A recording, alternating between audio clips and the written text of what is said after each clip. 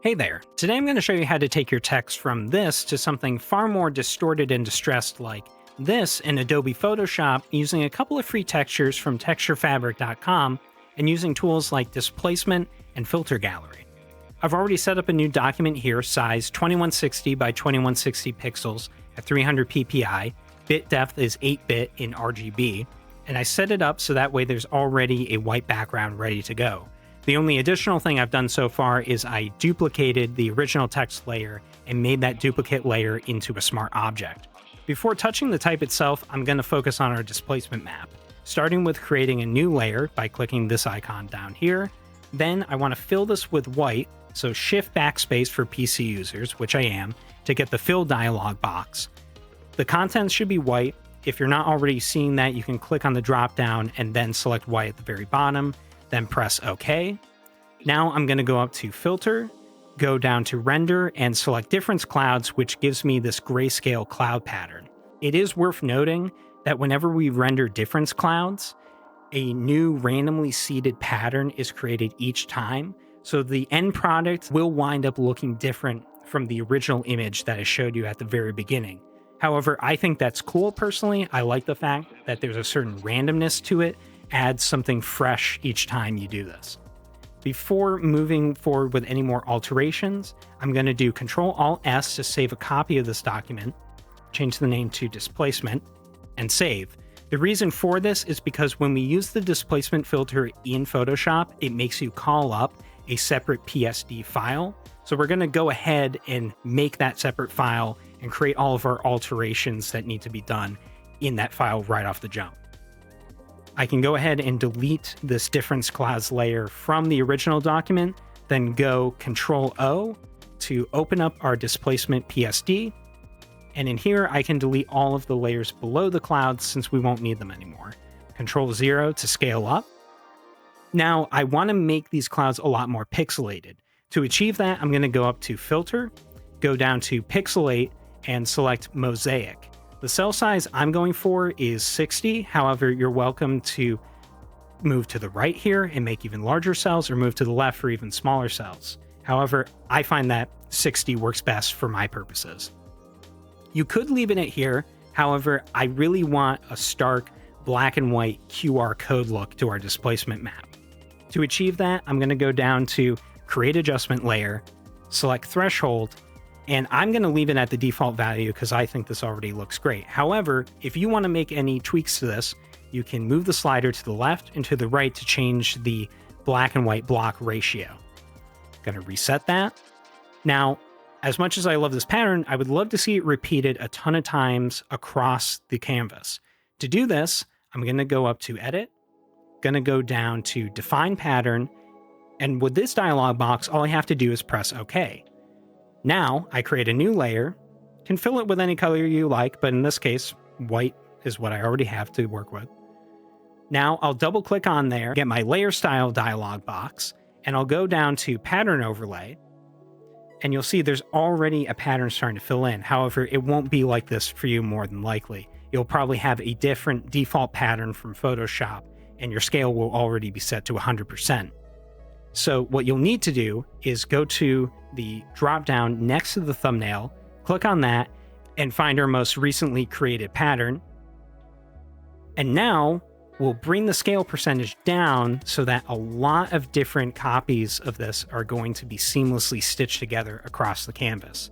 30% works out great for me, so I'm going to press OK. Ctrl-S to save, make sure that we're all current and up to date.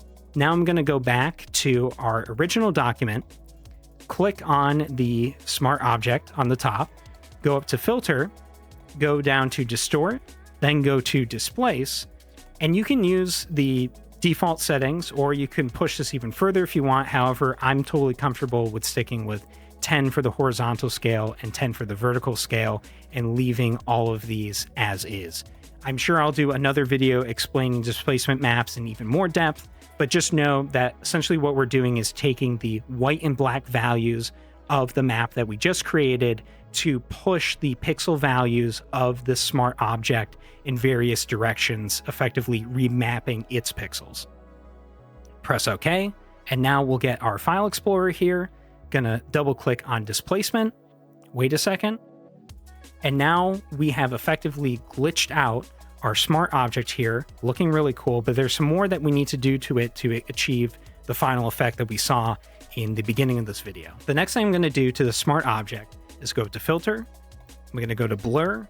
I'm gonna go to Gaussian blur. Set the value between 8 and 10. I think that works best for this project. You're welcome to push it even further if you like, but 8 is good for me in this case. Pressing OK. Now I'm going to go down to create adjustment layer, select threshold, and we really start to see more of this organic blotchy matter show up in the letter forms. To get these letter forms even thicker, which I think is preferable in this project, I move the threshold slider to the right, and once we get to about 175, that's feeling good. I think I'll leave it at that, 175. If for some reason you want to connect these letter forms even more, or you want to fill in different gaps, you don't like everything going on here, you can actually customize things a bit by creating a layer in between the threshold adjustment and the smart object. So I can go down to create new layer, then B for brush, make sure that the color is set to black and that you have the soft round brush option. What can I do here? Well, I can go, say, down to the E and the R. Maybe I want to connect these two little pieces here. With the brackets on my keyboard, I can scale the brush up and down, get it to size about here, click once, and I'm good to go. I've just connected those two letters together. Maybe I also want to connect the E and the V up here. I'll scale this down a little bit, connect it. That's looking pretty good to me. So you can go around, connect more layers together. You could get rid of certain things. You could add parts in, however you're feeling. What's nice about doing it on a separate layer like this is it makes it non-destructive as well.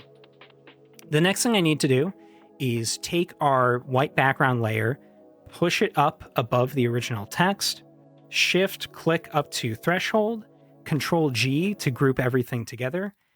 I'll rename this to initial adjustments. That should be fine. Whatever you want to call it to keep track of things.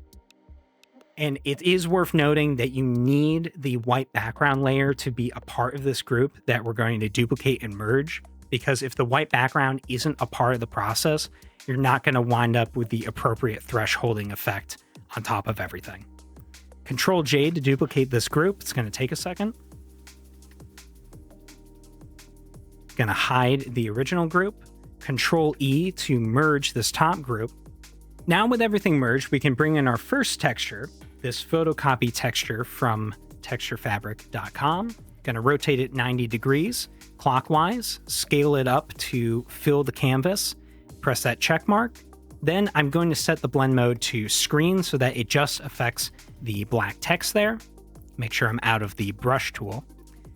And what I want to see is a hard scan line going through the middle of all this. So I'm going to shift the texture up right about there. That's looking good.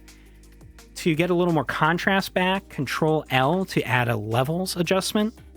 Going to bring the black slider over just about to 60 or so. And go back a little. 62 is feeling pretty good. Press OK. That'll make things a little bit easier to work with going into the filter gallery. So shift click on the layer below, Control G to group. We'll call this final adjustments. Control J to duplicate this group, hide the group underneath it.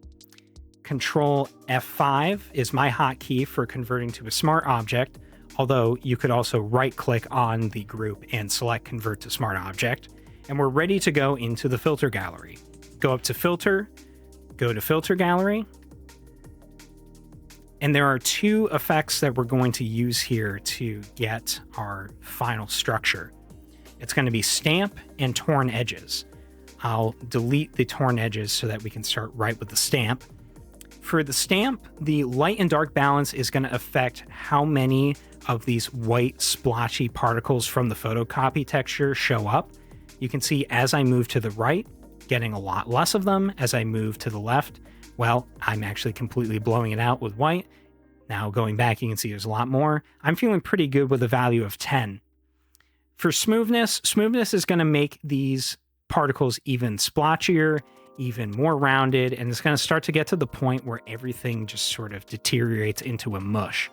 If you go even further left, you can see that the lines are a lot harder, there's way more edge, but I'm not looking for that sharp of a photocopy look.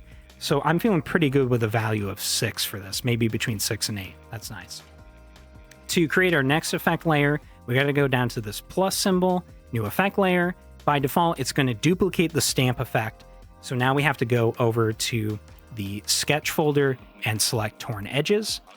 The torn edges adds a little more of this crystallization to all of the edges of our text here.